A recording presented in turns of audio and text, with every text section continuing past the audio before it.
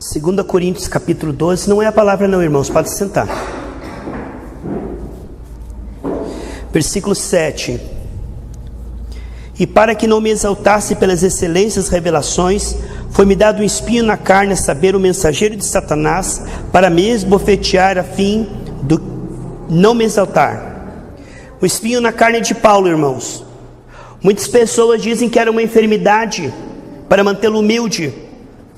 E se você pega a palavra de Deus ali em Gálatas, ele diz que na primeira viagem que ele foi lá, em Gálatas capítulo 4, versículo 14, vocês não me rejeitaram, nem me desprezaram. Isso que era uma tentação na minha carne, antes me recebesse como um anjo de Deus, como a Jesus mesmo. E qual é a vossa bem-aventurança? Porque vos dou testemunho de que, se possível fora, arrancarias os olhos e vos darias. Aí eles dizem que esse espinho na carne de Paulo era um problema nos olhos, uma oftalmia, e que podemos comprovar isso na Galácia. Ele dizia, eu estive na primeira vez assim, não está dizendo que ele está. Eu estava vendo uma mensagem do pastor Gary Carpenter que ele falou o seguinte: quando você pega uma semente de milho, ali está todo o DNA, toda a característica de como será aquela espiga de milho. E um homem que tinha uma lavoura muito grande, ele pegou assim e falou, minha lavoura está tão grande, eu tenho tão pouco semente, eu vou cortar a semente no meio, para dar mais semente, porque aí duplica. E aí não deu nada, porque quando você corta a semente, você quebra ela, você parte ela, ela precisa estar inteira para ela germinar. Se você quebrar a semente, você quebra toda a vida dela. Assim, essa palavra, se você quebra a palavra, interpreta ela na carne, você não vai ter a vida de Deus. Você pega um texto como esse de 2 Coríntios na carne e tenta explicar isso em Gálatas 5 e diz que Deus deu uma enfermidade. Aí a pessoa fica com medo, é melhor eu não ter muita comunhão com Deus, porque sabe lá qual é a enfermidade que Ele vai me dar, né? Quando na verdade de Gênesis e Apocalipse nós vemos que o nosso Deus é o Deus que cura, que prospera. E isso nós podemos ver que a melhor explicação da Bíblia é a Bíblia. Hoje ela é dividida por capítulos, mas ela foi escrita cartas inteiras. Então se você quer saber o espinho na carne de Paulo, é só voltar um capítulo. Está em 2 Coríntios 12, você volta para versículo, capítulo 11, e você vai ver que ele não cita enfermidades físicas. Tanto que a palavra ali espinho na carne, a palavra carne ali é sarx, quer dizer alma. Era sofrimento, né? Não é algo físico, porque o nome do Senhor é o Senhor que te sara. E de Gênesis e Apocalipse, irmãos, a Bíblia mostra que Deus é um Deus que provê, que cura, que santifica. E se nós quebrarmos a semente, nós vamos dar morte para as pessoas.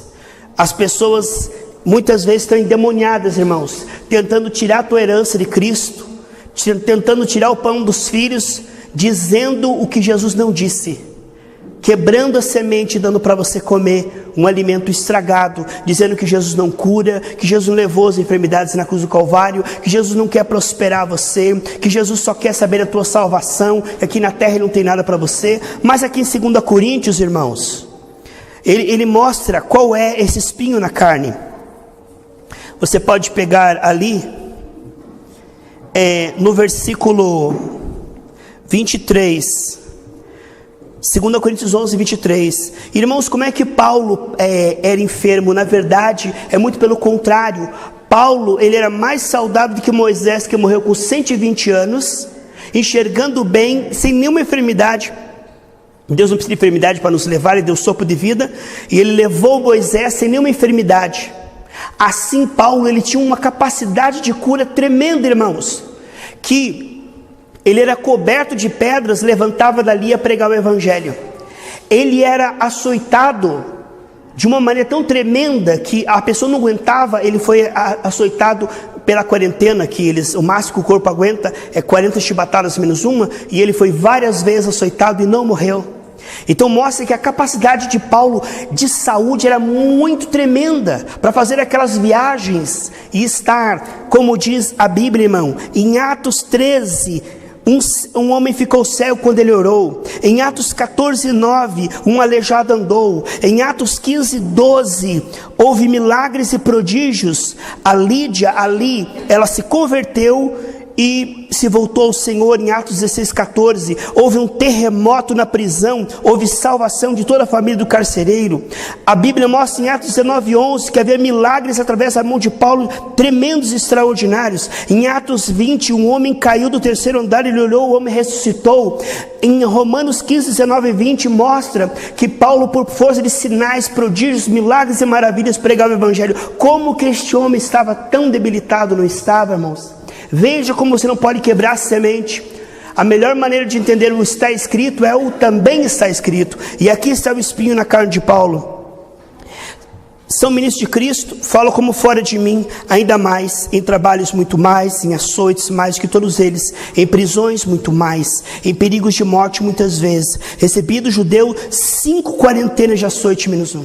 Se uma quarentena matava um homem, irmãos, ele recebeu 5 quarentenas e ele pregava o evangelho.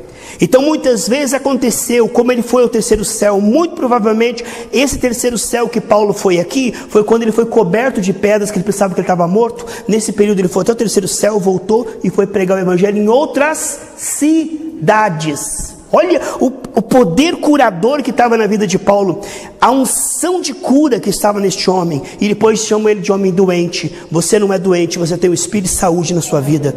Cuidado para não receber uma semente cortada, quebrada, adulterada, uma semente modificada geneticamente, porque a palavra de Deus, ela é a semente, irmãos, e nós precisamos da semente inteira, de Gênesis e Apocalipse. Não podemos pegar um texto e torcer as escrituras. O nome do Senhor é o Senhor que te sara, o Senhor que te prospera, o Senhor que santifica. Aí diz aqui, irmãos, 3 vezes, fui açoitados com vara. Sabe o que é açoitado com vara? Eles pegavam a vara e quebravam o pé da pessoa para não andar mais. Eles batiam, até quebrar os ossos todos. Aí a pessoa ficava inutilizada. E 3 vezes tentaram fazer isso com ele, Rosana. Ele levantou e andou. Aí disse, como esse é doente, irmão. 3 vezes quebraram as pernas dele. Como Torturados por Amor de Cristo. Já leram um livro de Torturados por Amor de Cristo, de Humbert, que quebraram as pernas dele na prisão e Deus restaurou a perna e ele prega o evangelho no mundo inteiro. Quer dizer, Deus é Deus, irmão. Agora vai chamar uma pessoa dessa de espinho na carne, é doença.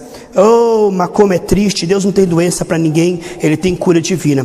Ele diz, olha, uma vez fui apedrejado, coberto de pedras. 3 vezes sofri naufrágio, uma noite e um dia no abismo, em viagem muitas vezes, em perigo nos rios, perigo de salteadores, perigo da minha nação, perigo dos gentios, perigo na cidade, perigos no deserto, perigos no mar, perigo entre os falsos irmãos, em trabalhos, fadigas, vigílias, muitas vezes, fome, sede, jejum, muitas vezes em frio e nudez. E além das coisas exteriores, o que me oprime cada dia é o cuidado das igrejas aqui dentro. Então isso aqui é o espinho na carne de Paulo, irmãos, a batalha espiritual que ele passava para pregar o evangelho. Então nós não devemos ouvir uma pessoa, irmão, que prega contra a cura divina, que prega contra a santificação, que prega contra a prosperidade, porque é semente modificada, é semente cortada, é semente adulterada. Temos que ter toda a mensagem do Senhor, a mensagem completa, a mensagem genuína. Jesus Cristo é aquele que multiplicava e sobrava 12 cestos cheios. Jesus Cristo é aquele que curava os enfermos por onde ele passava. Jesus Cristo é aquele que orava para as pessoas, elas ficavam livres de demônios, livres do pecado, livres do vício, ia pregar o evangelho, saía legião de demônios. No outro dia ele era um evangelista. Este é o alimento que nós estamos comendo, o pão do céu. Não receba a semente modificada. Se você começar a ouvir um pregador, ele começar a pregar contra a cura divina e dizer que Paulo tinha uma enfermidade e que você também tem que ter, e que essa é a vontade de Deus, e que isso é bênção de Deus, e que isso é espinho na carne, irmão, essa semente está cortada, essa semente está morta. A nossa semente está inteira, porque nós vemos de Gênesis e Apocalipse: eu sou o Senhor que te sara, prospera e santifica. Amém? Fica com essa palavra, irmão. Não troca ela pelo pão embolorado. Esaú trocou a glória de Deus por uma comida estragada. Pai, abençoe este povo que está aqui e que vai ofertar na sua casa, que eles possam ter 12 cestos cheios, porque essa é a sua vontade, que eles possam experimentar.